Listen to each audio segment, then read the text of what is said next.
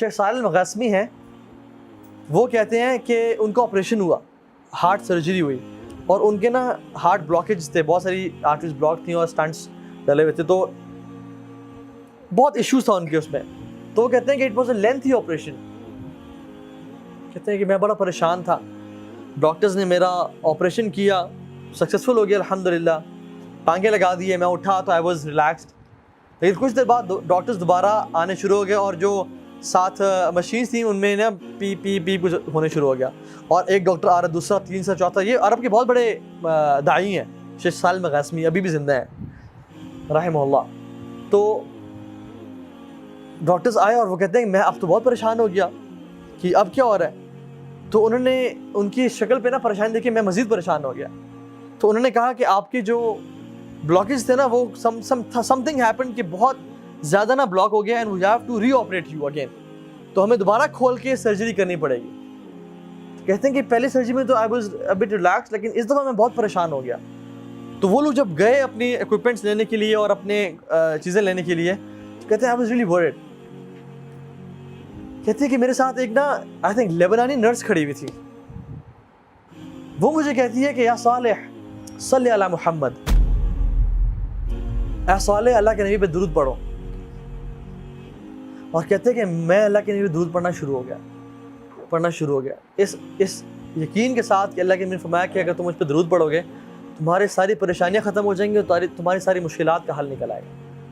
تو کہتے ہیں کہ میں درود پڑھنا شروع ہو گیا, حتیٰ کہ جب ڈاکٹرز آئے اور دوبارہ انہوں نے مجھے کچھ چیزیں اٹیچ کی تو دے ور کنفیوزڈ اینڈ سرپرائزڈ.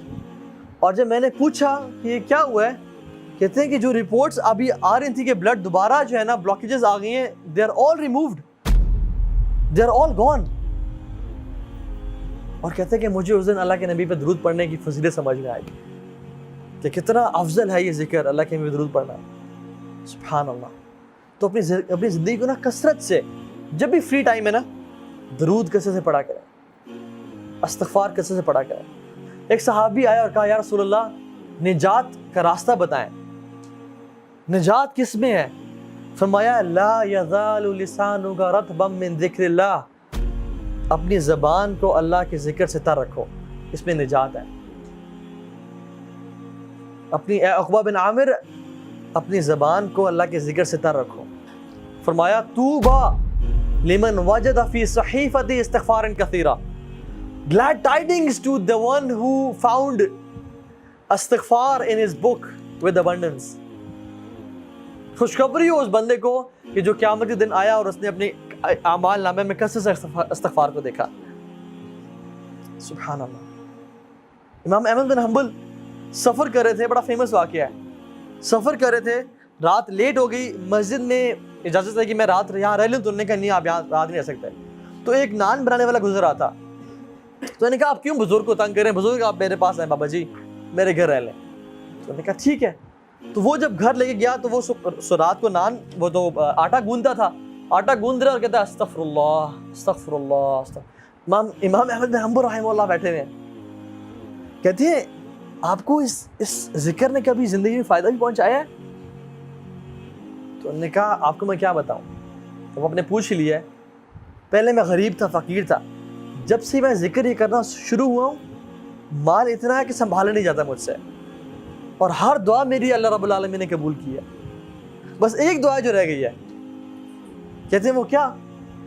کہتے ہیں سنا ہے کہ امام احمد بن حنبل بڑے امام ہیں, ان سے ملاقات کا شوق ہے, وہ آج تک قبول نہیں ہوئی. امام احمد بن حنبل کہتے ہیں کہ وقد جررت الیک جرا, ایسے لگتا ہے کہ مجھے آپ کے پاس گھسیٹ کے لایا گیا ہے آپ سے ملاقات کروانے کے لیے. میں ہوں امام احمد بن حنبل. یہ ہے توبہ استغفار کے فائدے, یہ توبہ استغفار. کثرت سے استغفار پڑھا کریں زندگی میں. اللہ کے نبی اپنی ایک محفل میں, ایک سیٹنگ میں 70 سے 100 مرتبہ استغفار پڑھا کرتے تھے, ایک سیٹنگ میں. اور کثرت سے درود پڑھیں, کثرت سے درود پڑھا کریں.